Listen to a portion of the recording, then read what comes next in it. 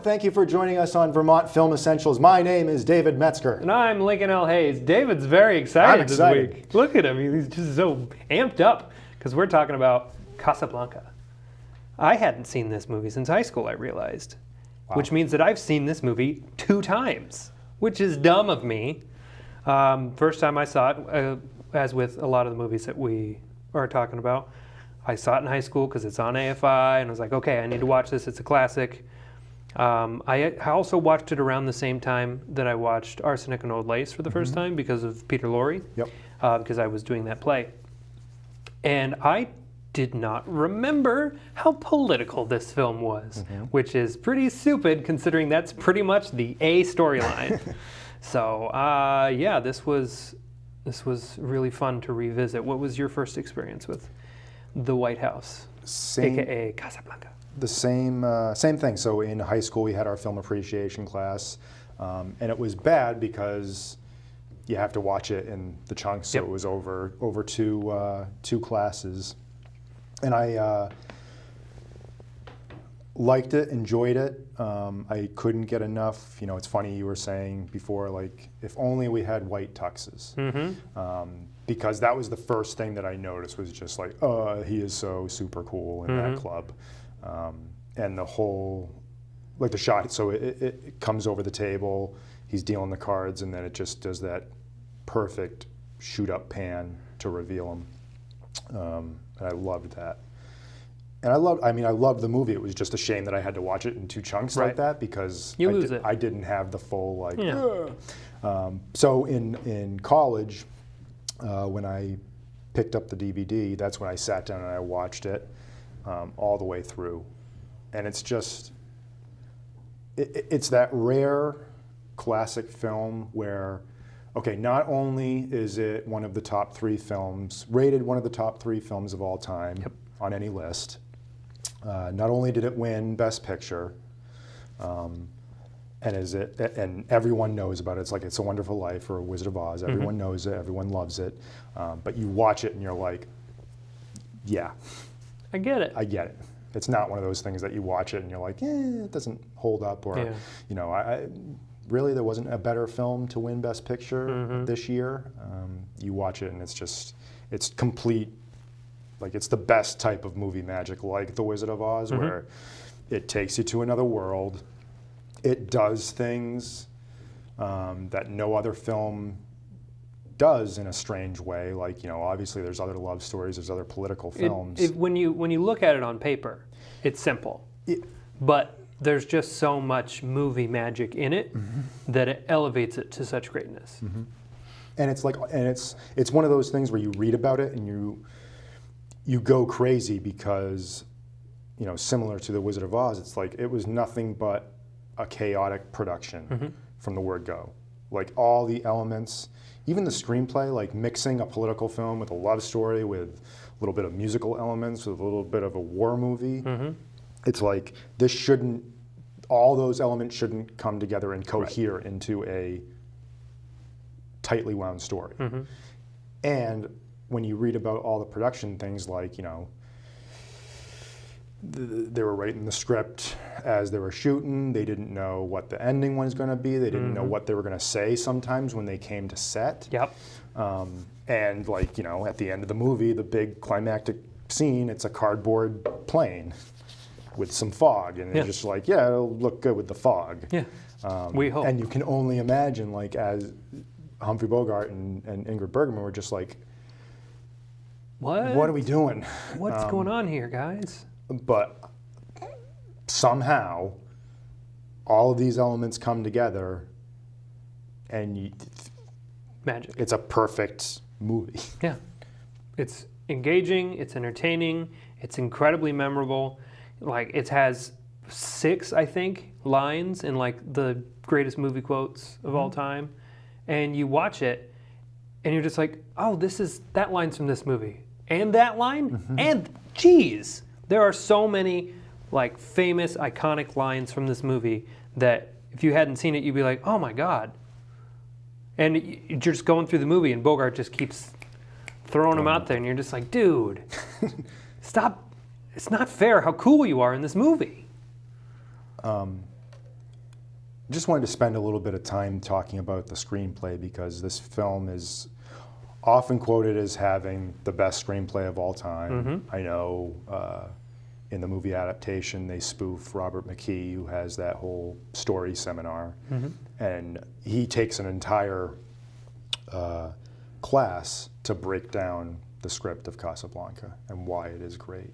And it's just similar to, I mean, it's kind of funny that Casablanca, The Godfather, I'll throw The Wizard of Oz in there, and Citizen Kane, they're all, you know, vying for the top spot of the best movie ever made, American movie ever made.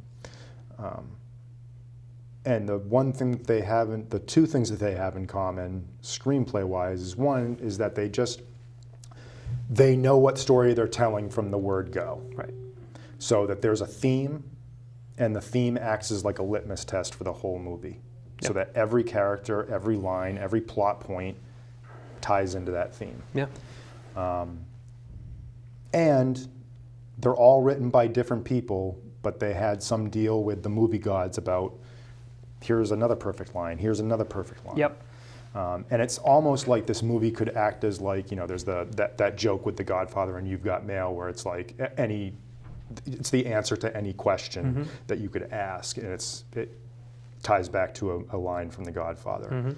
You could do the same thing with this, and like any experience that you have, good or bad, dealing with love, and you can tie it back to this movie and a line that is spoken, because it has a power to it. Like it's one thing with these old movies where like you feel like it's like, oh, it's so melodramatic and the love story is so like, ugh.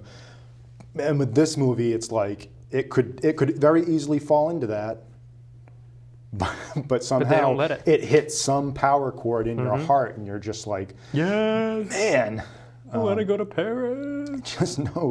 It knows how to work the change. But from the screenplay point of view, I mean, the character of Rick. Okay, so his whole arc. So we meet Rick, and everyone tells him like he's the American cynic, right? So he's in it for himself. I believe it's either Renault or Ferrari that says some line about isolationism and how it's not, you know, it's not a perfect endeavor. It's not going to work anymore. And he's just like, you know, I'm in it for myself. I'm bitter. I'm cynical. You know, I am a completely selfish man. Then we find out why, and then it ties back into this love that he had, and he had his heart broken because he had it. It was there. We were going to meet. We were going to run away together. We were going to be in love for the rest of our lives. And then, boom. She doesn't show up. She doesn't show up, and he gets that terrible letter that the rain drips everything. Talk about a perfect scene. You watch that scene, and you see him pull the paper out. And from like a production mindset, you're like, well, what, they're going to ruin that prop. And then you see the shot, and it's just perfect the way that the rain runs down, and it's his own tears, and it's his own emotions, and it's her tears as she's writing it. And you're just like, shut up, movie! Stop being so perfect. So he comes, you know, out of all the gin joints, out of all the world, you walk into mine. And then through this crazy twist of fate, like she shows up with her new husband, played by Paul Henreid. He's in trouble. He's got to get back to, is it Germany? Or he's got to escape. Well, they're going to Lisbon, yeah. Lisbon, yeah. They're getting out. But they need those letters of transit. Right. Rick has possession of those letters of transit. Yes. Okay. Ilsa comes back. The love is sparked. He's bitter and more heartbroken than ever. And then it turns out that, you know, in another perfect scene, she shows up, asks for the letters of transit because she knows that Bogart has it. Right. Says no, pulls out a gun. We need those letters of transit. And that has a sting to it because it's like, what are you doing? And then A, why would you pull a gun on me? B, why are you pulling a gun on me? Right. Oh. So it just hits on many different levels. And then Paul Paul Henreid sees that, obviously knows that Ilsa and Bogart had a thing. Yep. And then, you know, hey, you've got those letters of transit. The only thing I care about is her getting into safety, so just take her away. Never mind what happens to me. Yep. And then she confesses her love to Bogart again, and says that it was awful what happened, but I tell you, I still love you, but I found out my husband that I thought was dead is not dead, and it just got complicated. But this is all very risque for the time, too, because this is like towing the line of production code. Like, well, if she's married, then she can't be doing anything with another man, but she thought he was dead, so it's okay, but this and that. It's just, it's such a tight script. So good. And so then at the end, he's got it, right? Everything that he wants, he can have. He has a plan. He's got the plan, the perfect plan. Perfect getaway. I've got the papers. I've got the girl. I can get the girl back. I can get rid of the guy. It's perfect. Got this. This is his goal. Yeah. For years. But then, at that final moment, he makes a choice. He makes a choice. And this is one of the perfect things that, as a screenwriter, you're always looking for that perfect dilemma. Yeah. Right? So, what is the character going to do? Because either way he chooses, he loses something. Yep.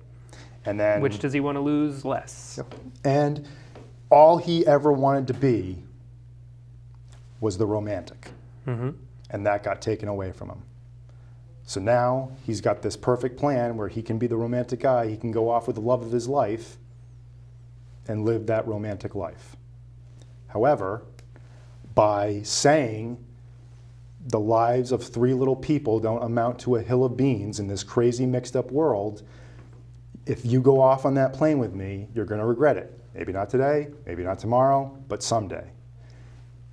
And by sacrificing the love of his life to go off on that plane with her husband and staying behind, he finally becomes the romantic hero he always wanted to be.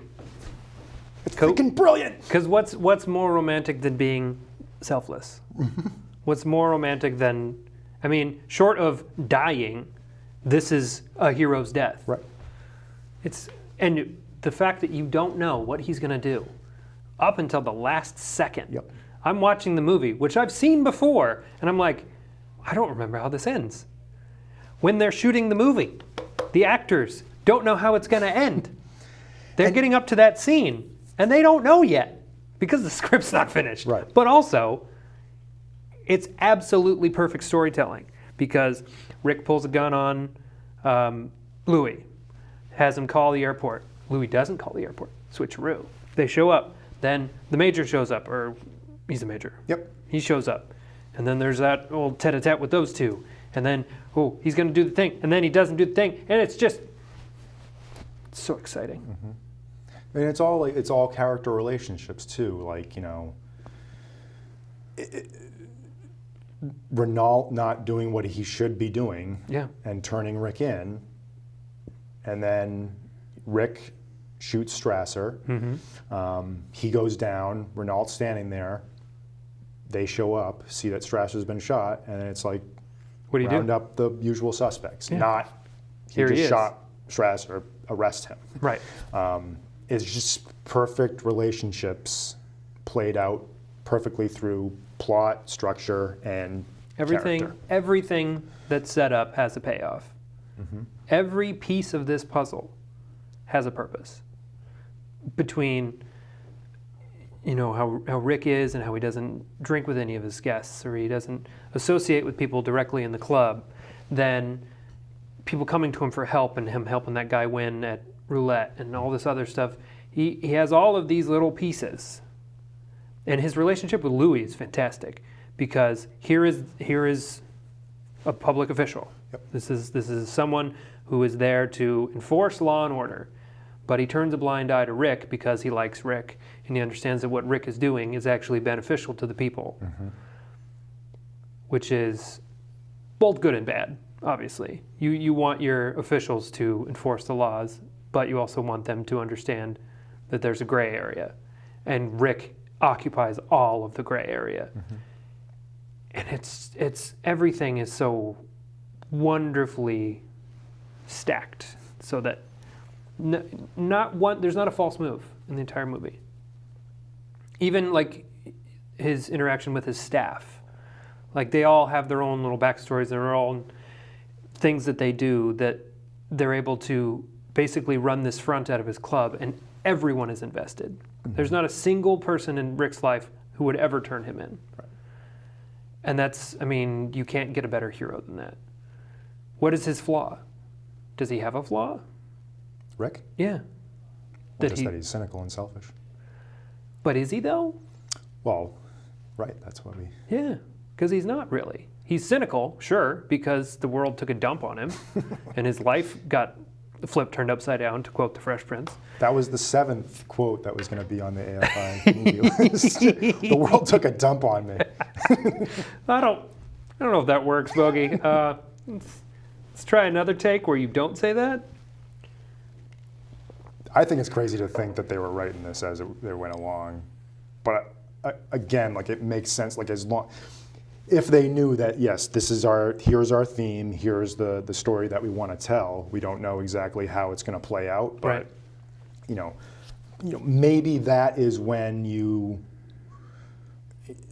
it's well, this is a slippery slope, but it's like, is that what it takes? Like, is that what you have to do in order to create something like this that lives on, or that is popular or connects with people when push comes to shove and you don't know what you're going to be doing, but you just run on instinct? That's too scary to think about. Right? Nope, I won't do it. I'm not going to do it. I couldn't fathom doing that. The idea of doing something improvised is terrifying enough. Yeah. That you're just like, well, I'm going to structure the hell out of this improv, and I'm going to make sure you're saying what I want you to say without giving you the words. But the idea of just like, what are we doing tomorrow? I don't know, I have to write it. I'm not there yet. And it makes me think of, we've talked about it on the show, but The Edge of Tomorrow was a similar thing, although that's, high sci-fi.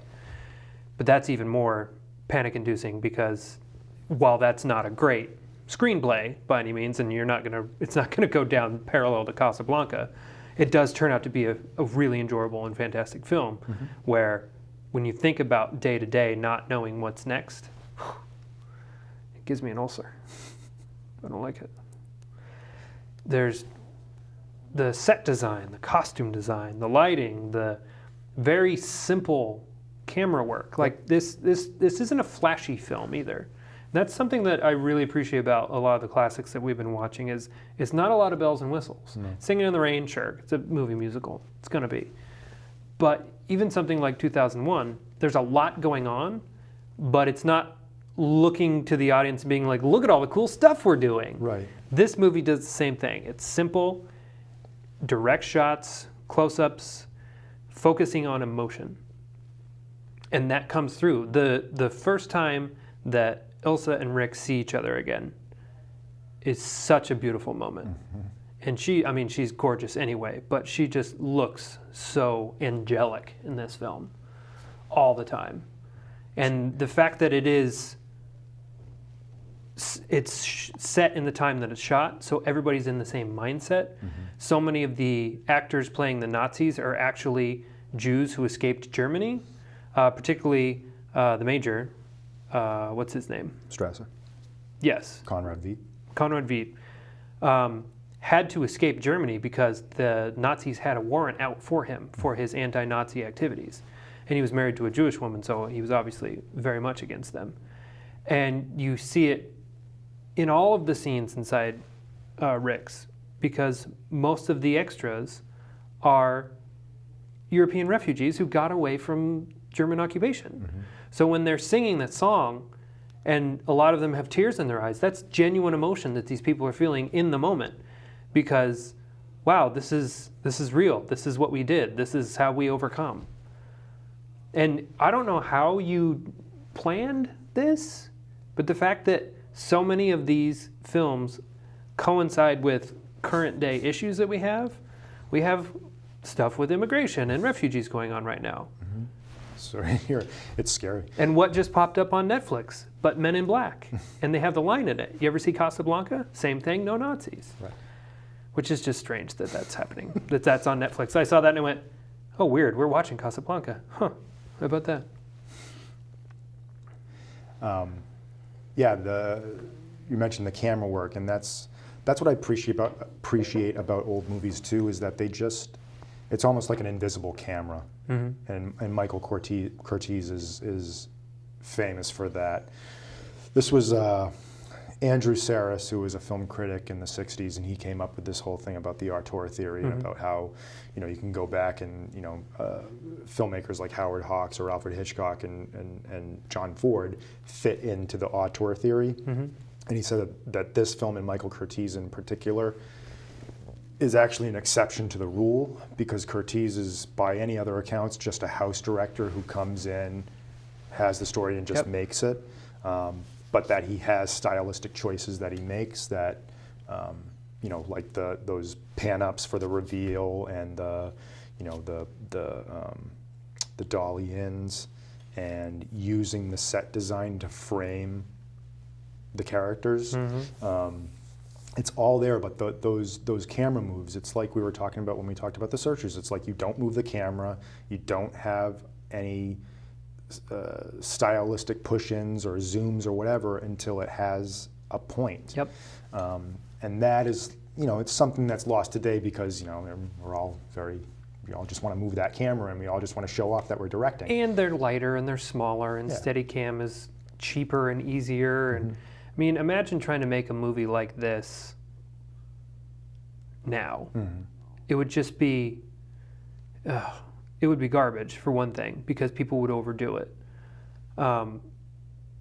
But conversely of what I just said, try to make a modern movie with that technology. There's a reason the camera doesn't move, because it weighs 7,000 pounds and it costs $25,000 at that time. So put it there, don't touch it, because if that breaks, we're all out of a job. Whereas now, you get a Red camera. That thing is gorgeous. It weighs 30 pounds. You put it on your shoulder. Let's go. You have a beautiful blockbuster. It's a filmmaker knowing his limits, but working to the absolute peak of those limits. Mm-hmm. What do I have? I have a set. Okay, let's paint some shadows on here to make it look dramatic, make it look dark.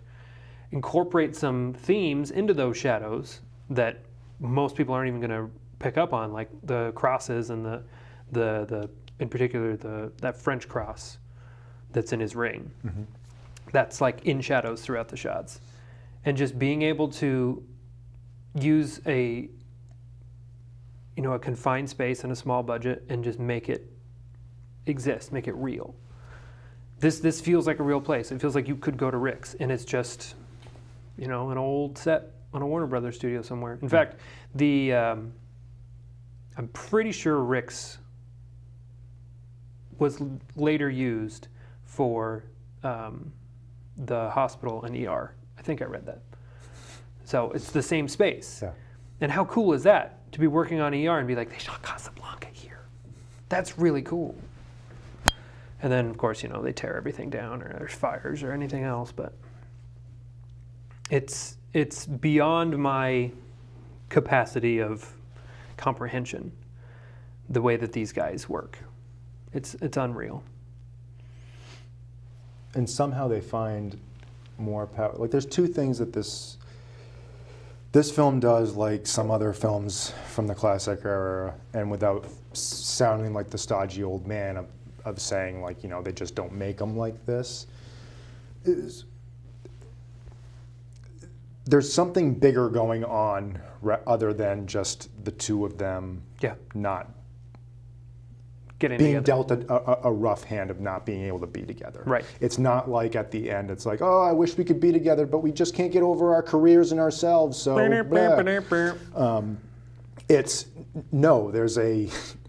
there's a world problem outside of our little problem, mm-hmm. that is way bigger than us. So we're not going to be together, and that's okay. We'll always have Paris. Yeah. So get on the plane, live your life. get out of here, and I'll stay here, because his life isn't going to change that much, especially because Renault isn't going to turn him in for killing Strauss. It's the beginning of a beautiful friendship. Exactly. Whereas if he does get on that plane, his whole life is different. Everything is different. And that's the choice that he weighs. Do I get the girl, and do I potentially get to live my dreams? Or do I maintain that status quo? Does everything stay the same? And something that is really fascinating about the structure of this screenplay is we never find out why Rick can't go back to America.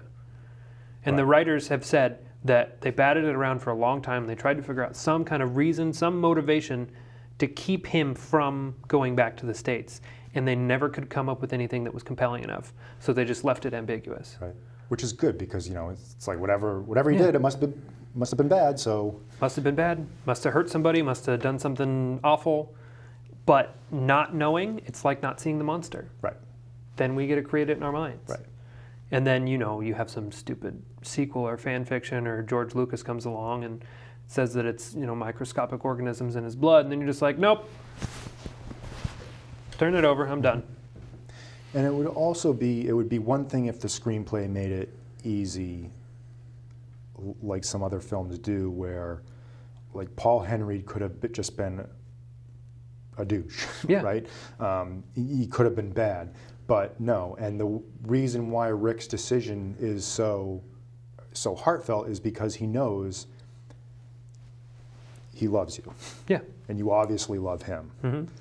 And the reason I know that he loves you is that he was willing to let us go away just so that you could be safe. Yeah. So it's not like I'm letting you go off with a chump that is just going to... And that's a tight spot for her character to be in, because she thinks he's dead.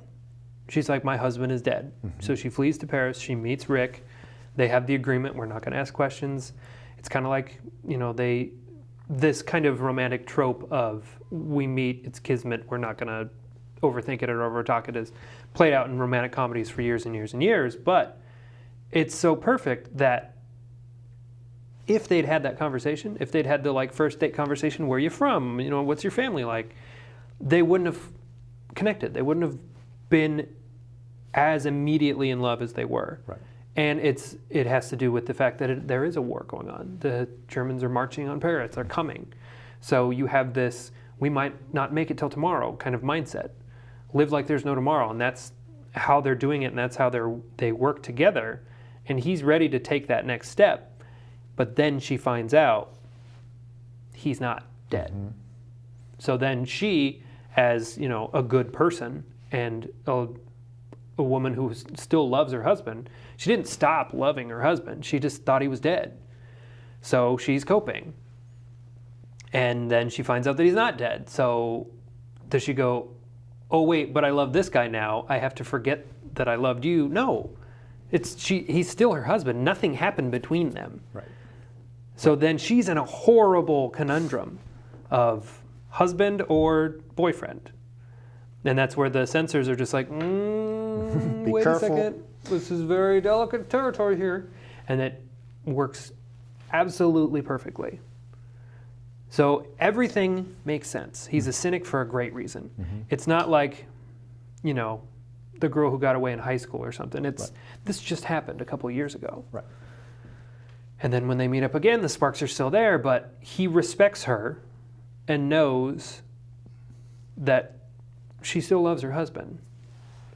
Despite what happened with them, she still loves her husband. And I'm not going to be the guy to be like, you need to choose between us. But he does use his means and his, you know, his friendship with Louis to save her. And that's the heroic sacrifice. Plus, he wears a white tux and he looks like a dope badass and playing chess. Of course, you're the owner of this club. Yeah. And it's also interesting to see such, you know, we're talking about the invisible camera and it's like simple setups, simple ideas. Like, imagine being on the set and having the idea of, well, hey, what if we had a shot of the letter and the rain's dripping off the letter and the ink is dripping down the thing, and you're like, will that work? I don't know. Like, is this gonna? And then you watch it and you're just, it works. It communicates everything you want to and you communicate know that about the scene. it's just an insert that they did. Yep. They didn't do it on the day because they had the rain machines going 100 miles an hour and everybody's soaking wet, and somebody probably brought it up of like, well, you know, the rain's going to ruin that letter. He's not even going to be able to read it because it's going to get so wet, and they're going to be like, yes, that would actually look really good. Let's do it. So then some second unit probably has just a hand double holding a cloth, and then somebody's dribbling some water on it. And they go, man, that looks awesome. There's also something about the, at the end when they're by the plane, the final look that Bogart gives to Ilsa and Ilsa gives to Bogart, there's something about the size of the close-up and the size of their faces as they, you know, Bogart turns from the plane to her, she looks at him, and it's just a close-up, but everything is like, it's all the emotional, it's all right there. Content of the scene is just in those two close-ups. And neither of them are hamming it up or anything. Nope. There's no music swell. To call this melodrama, I feel, is a misnomer because it's really just drama. Yeah. Because she doesn't get like super weepy or like run over onto a chaise lounger and do one of these, you know, and he's not tearing at his hair or, you know, Streetcar Named Desiring or anything like that. It's just two people having a very poignant moment together, and we're just watching it. And you have to imagine that, you know, if you're the other characters, you're just sitting there going, that's love right there.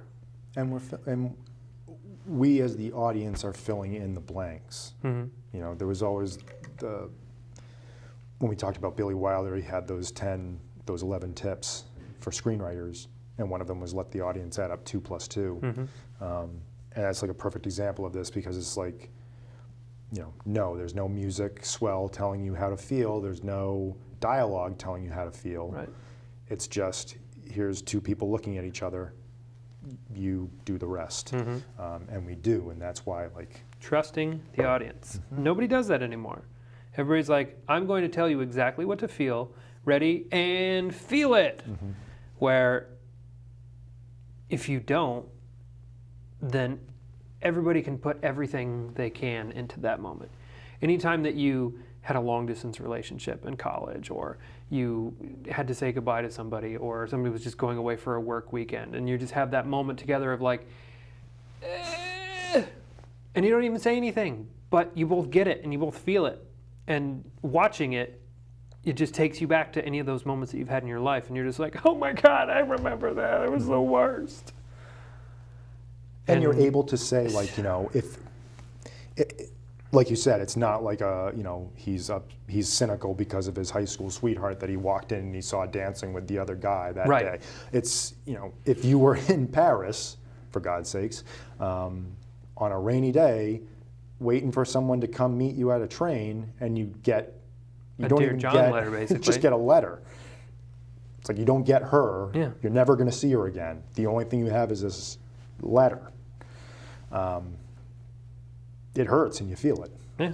And it's not like... well, better luck next time. Right. No, it's like... No.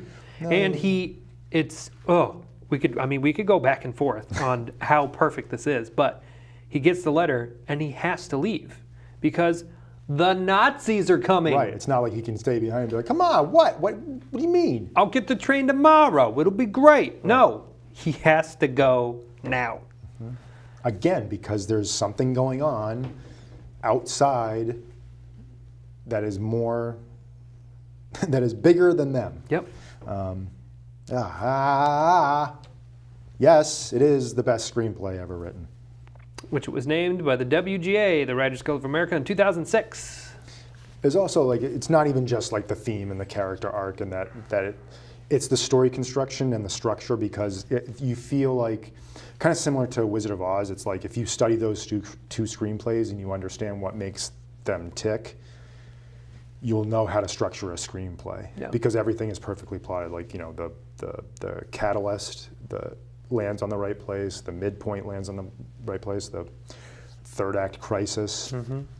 Everything is all right there laid out for you.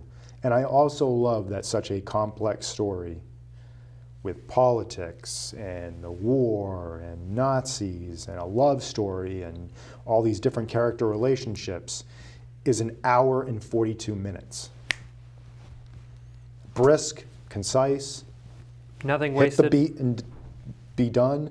And you don't get to the end of it and you're not like, oh, well, that was short, or, you know, man, they really breezed through that. Yeah. And it's not like, you know, it's a 3-hour epic where you're just like, oh, come on. Can we finish this, please? Right.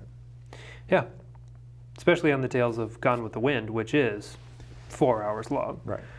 But a completely different kind of story and a different, I mean, you could, that's the difference between an epic and this kind of noir drama.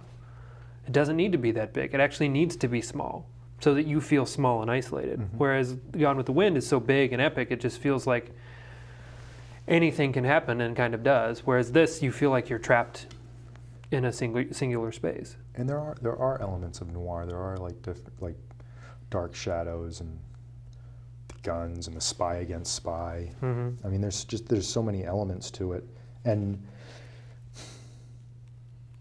yeah, you also have to respect Rick's loyalty to his tribe, to borrow the parlance of our time. He's been with his entire staff since Paris. Like, he brought them with him. He brought the piano player, Sam. He brought Carl, his waiter, Maître D. Like his roulette dealer. Like, everybody is on a first-name basis with him. He understands everything that's going on with them. Like, he gets it. He's the kind of boss that you would want to have. He's the kind of boss that you'd want to have when, like, you know, you're about to lose your house. Right. You go to him and he's like, I'll take care of it. Right. But not in like a gangster crime boss kind of way. Just like in a, I take care of my people. And I mean, even when the club gets closed down, he's still like, all right, keep everybody on salary. How long can we stay open? All right, keep everybody on salary for the 2 weeks. We'll figure it out. It's just like, that is a classy guy. And to say that he's selfish, how is that selfish? A selfish person would be like, all right, well, we're closed. None of you are getting paid until we're reopened. No, he's taking care of his people. And in this case, Elsa is one of his people. So he's taking care of her. And it just so happens that she's married to another guy. And that makes it really hard to take care of her the way that he wants to. There is a way to look at that and say, like, you know, yes, but it is. So if Sam, the piano player, isn't there, who's going to play the piano? If, like, these are the people he trusts, right? And he can't run his business without them. Sure. So it is kind of a tit for tat. Well, of course. But I mean, but that's just the way. Put yourself in Rick's shoes. Right. You get rid of your piano player, then you got to audition more piano players, and you got to find somebody who knows the songs that you like. And that is why, like, at the end of the movie, when he makes this decision, it's not like, well, that is so out of character for him. And right. Like the selfish guy would not just all of a sudden flip the switch. Exactly. You know, Hollywood bullcrap stuff. You see how it is completely within his and everything that he makeup. does is something that has a gain for him. Like shooting Strasser. That's something that he wants to do. He's not like, oh no, I don't want to do it. He's like, you son of a bitch. Right. Get out of here, you Nazi MRFer. And then when Renault's just like, it's perfect. And he throws the bottle of water away as it represents, you know, rejecting German occupation. And I love it so much. Ingrid Bergman. Gorgeous. Perfect. Angelic. She's my pre-code movie crush. Yeah. She's between this and Notorious, I'm just like, ugh. And like that she has, you know, it's just like that classic Hollywood actress thing where it's like she has her own light, she has her own side. And you I prefer my left side. There's a filter. There's something that they do to the filter in the camera to give her that kind of like that little. I think gauze. it's just because she's an angel. She is an angel. She's a straight from heaven. Swedish angel. Oh yeah, I love her. And but she's so good. She's so good in this. She's so good in everything that she does. But you just believe her so much, and it's like from her first scene, she walks in, and you can tell that she's terrified. She does not want to be there.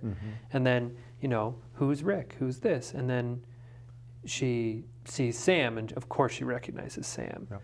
And he has her play the song. And then Rick hears the song, and he's like, "What are you doing? Never play that." Boom, there she is. Of all the gin joints in all the world. Played it for her, play it for me. Yeah. I could go beat by beat through this movie and just be like, you've been there. You've had that moment when I just want to drink my sorrows away, but I'm going to listen to, an old mixtape. That's basically what that scene is. That's him listening to old mixtapes. Right. It just happens to be Sam playing the piano for him. And that the film can stop and have this centerpiece of a flashback. Yeah. And to not have it feel like we're stopping the movie cold. Right. To have this. It's like, oh, here we go, exposition.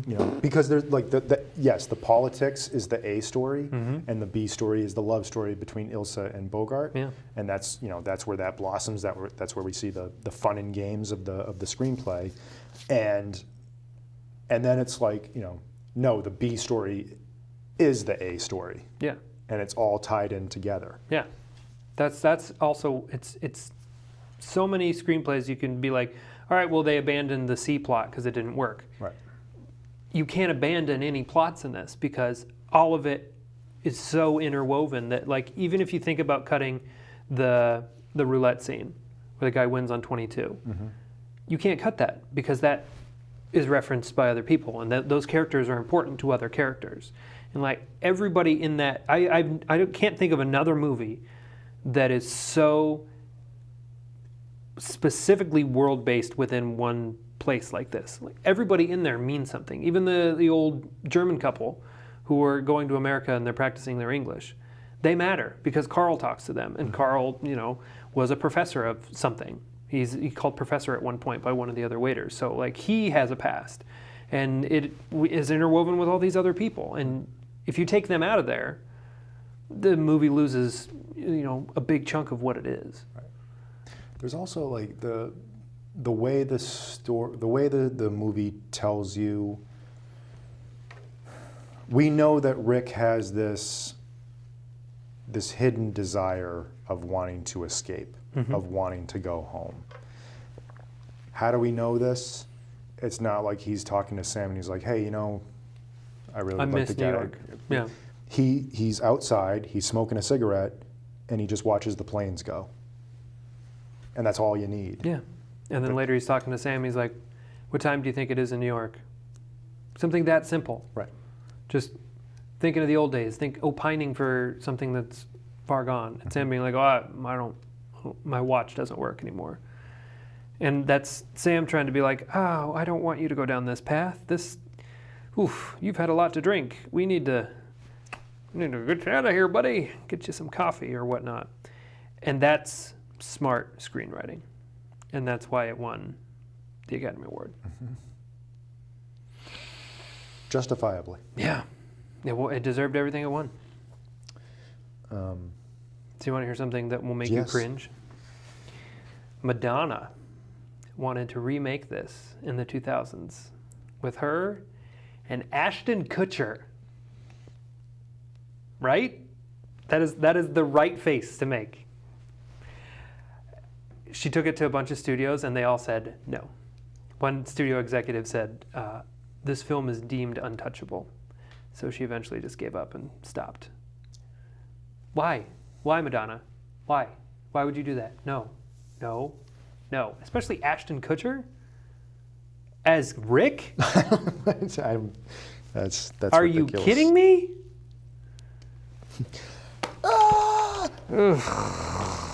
I read that and I was like, I'm sorry, what?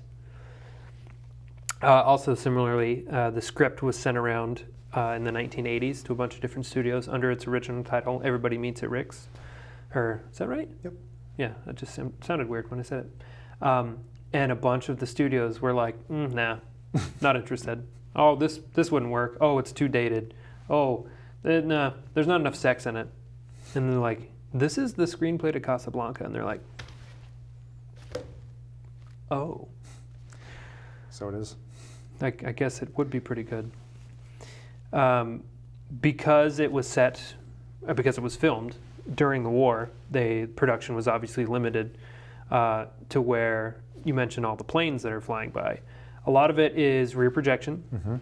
And when the plane lands at the airstrip, it's actually a cardboard plane and it's miniatures because they couldn't do it. And I'm watching it and I'm like, that doesn't look real, but it looks really good. Right. And it lands and you're like, well, that's not how planes land. It doesn't have any weight to it. So it's clearly a miniature, but fooled me. Right. Bogart's actually shorter than Bergman, so he had to wear lifts in his shoes. So funny. And scenes when he's sitting with her, he's sitting on pillows so he can be higher than her. Or they made her slouch a lot. Frank, for your thoughts. All the unsavory characters are also from enemy countries. So you notice like any of the bad guys are like the pickpocket, they're all an Axis power, so usually Italian or German, which I thought was really interesting. Because the director was Hungarian, Curtis, there was a bit of a language barrier. And a story that I read was during production, he went to a PA and asked him for a poodle for the shot. And the guy was like, okay. Okay. So he scrambled around and eventually he found a dog, brought it to set. The director's like, what are you doing? I asked for a poodle. He's like, yes, here. And he's like, no, a poodle of water. Well, that's silly. The actor who plays Sam, Dooley Wilson, was one of the only actors to ever visit Casablanca, which I thought was interesting. But he was a professional drummer, not a pianist. So if you look, and I did, he's just doing this. He's not really playing. But I forget the actual pianist's name, was off camera, but in his eyesight or in his eye line, so he can see his hands and he's just kind of mirroring it. But if you look, he's not pushing the keys hard enough to actually make any music come out of it. I always look at stuff like that because I'm like, can you play the piano? Ryan Gosling. Warner Brothers bought the unproduced play, Everybody Meets at Rick's, for $20,000, which was the most money that had ever been spent on an unproduced work. And to my knowledge, I don't think the play's ever been done. I couldn't even really find it when I was looking for it. I found a PDF of a photocopy. I don't think it's in print at all. Yeah. That's all the fun stuff I found. And of course, IMDb tells me everybody who was considered for every other role, and I don't care. I care who's in the movie. Don't matter. Along with Bogart being shorter than Ingrid Bergman, he's also known for spitting on his actresses when he talks. So we should wipe down. Poor Ingrid Bergman. Could you not spit on me, please? Yeah. So one of the other reasons that we picked this movie and its placement in the schedule was because there is a Fathom event of Casablanca coming up on November 12th and 15th at 2 and 7 p.m. at Palace 9 Theaters. So if you want to see this on the big screen, which I do, if it works, I'm gonna go, because this would, oh man. If I thought North by Northwest looked great on the big screen, this is gonna, I'll probably weep at the first scene. Just be like, look at how gorgeous this is. And it really is one of those movies that holds true magic to it, and will continue to be. Like I don't want to say this and jinx it, but I mean, it's not like a movie that you're gonna all of a sudden be like, well, it's not all that. Right. Or, you know, it doesn't have any value. I don't think you can jinx that. I don't think David Metzger's saying, it'll never do that. All of a sudden the entire world is just like, you know what? I don't know. Every time I turn around, there's some movie I have to burn out of my collection. So. Well, that's usually when you find out something awful about the people involved. And you're Yes. just like, oh. Why? Because people suck. It's true. People are monsters and are awful. But not us. But not Bogart. No. Well, as far as we know. Not Ingrid Bergman. No. She was an angel. Great. Casablanca. The best. What's next week? Oh, next week is Seven Samurai, Akira Kurosawa's epic. Epic isn't even the right, it's not a big enough word for what this movie is, and I can't wait for you to watch it. First time. First time. Ugh. I don't, it's because it was never anywhere. Like, it's never been anywhere. When you handed it to me, that's the first time I've ever seen the DVD. Mm-hmm. I can't wait. It's a movie, like we talk about all like how great Casablanca is at an hour and 42 minutes. And then you look at Seven Samurai and you're like, okay, it's almost 3.5 hours. Earns every minute. I'm going to have to carve out some time for that. Mm-hmm. But I got my new TV and I can't wait. I can't wait. Cool. All right. So that's next week. Next week, Seven Samurai. And then we're approaching the end of the season too, which is... All right. So Seven Samurai next week. This was awesome. Cool. Casablanca. Get the DVD. There is a Blu-ray. I should upgrade, but it's got to look amazing. Mm-hmm. Mm-hmm. Mm-hmm. Mm-hmm. Great. Well, thank you, David, as always. And thank you all for watching and for listening out there in the internet world. Until next time, I'm Lincoln L. Hayes. I'm David Metzger. Bye.